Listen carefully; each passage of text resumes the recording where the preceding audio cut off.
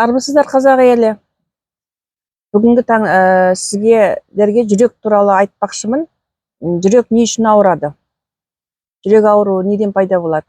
Мен Алтынай Жұмабаевна, 33 жылдық дәрігермін.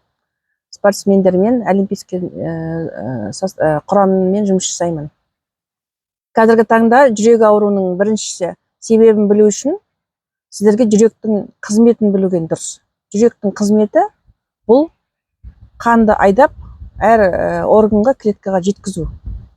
Жүректің қызметі күніне минутына 60-80 соқса, күніне 100 мың, бір жылда 40 миллиондай соғады жүрек.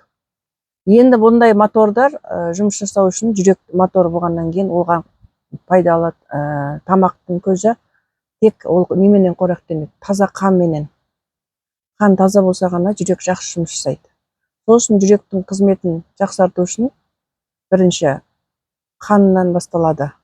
Мәселен, ер адамдар барлығы машина барлар мотор соққан кезде эстоға барғанда эстодан алып тастамайды жүрек моторын.